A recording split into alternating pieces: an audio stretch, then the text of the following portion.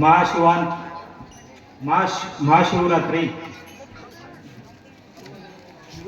शिवलीला अमृत शिव महापुराण कथेचं जे आयोजन करण्यात आलं होतं त्या 7 दिवसामध्ये आपण हरिभक्त परायण सोपान महाराज सरोदे अलंकापुरी जळका हिरापूर यांची अशी सुंदर कथा आपण या 7 दिवसांमधली त्यांच्या या अमृततुल्य वाणीतून आपण या कथेचा आनंद घेतला। त्या सर्व भाविक भक्तांचे मी मनापासून अभिवादन करतो। दरवर्षीप्रमाणे आयोजक मंडळी इथल्या व्यक्तिमत्वाचा एक दरवर्षीप्रमाणे असतो, तो सत्कार या इथे पार होईल आणि त्यानंतर महाप्रसादाला सुरुवात होईल। जो आनंद आपण 7 दिवसात मधून कथेतून जो आनंद मिळाला तो सर्व आनंद हा पावन निमित्त वलगाव नगरीमध्ये अशा सोपान महाराज सरोदे यांच्या अमृततुल्य वाणीतून पाहायला मिळाला। मी सर्व आयोजकांचे एकदा अभिवादन करतो की त्यांनी हा कार्यक्रम यशस्वीरित्या पार पाडला। एकदा त्यांच्यासाठी टाळी होऊ द्या। कार्यक्रम म्हणजे साधा सुद्धा नसतो महिला भगिनी, यामध्ये दिवस रात्र जे मेहनत करावी लागते ते आयोजक मंडळीला माहीत असते।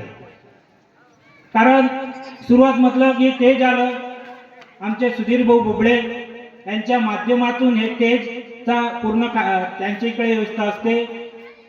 हिची साफसफाईची जो कार्यक्रम आमचे प्रल्हाद दादा गावणेर आमचे काका असतील त्यांनी यशस्वीरित्या इथं जे 7 दिवसाचा कार्यक्रमाचा समारोह होता स्वच्छतेचा त्यांनी हाताळला।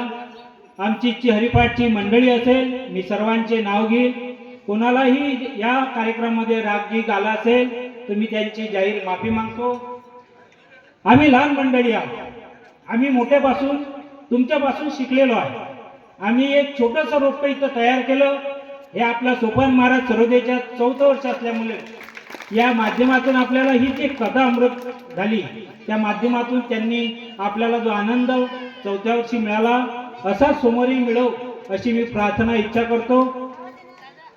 जे ह्या कार्यक्रम आपल्या तात्पुरत्या आपल्या पुरतानी राहिला, हा भव्य दिवस 16 वलगाव नगरीमध्ये झाला। या वलगाव नगरीमध्ये सगळ्यांचा सहभाग आपल्याला पाहायला मिळतो। सर्वांची वर्गणी, सर्वांची जे यामध्ये सहभाग आहे त्यांचा मी मनापासून एकदा अभिवादन करतो।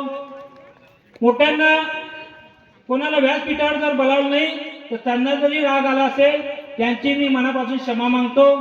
ज्यांचं नाव सुटलं असेल, ज्यांचं नाव घेतलं नसेल या 8 दिवसात 7 दिवसात ज्यांना राग आला असेल त्यांची मी आयोजक समितीतर्फे क्षमा मागतो। कारण आम्ही लहान मंडळी आहे, तुमच्यापासूनच आम्हाला शिकायला मिळालं, तुमच्यापासूनच आम्हाला ही प्रेरणा मिळाली।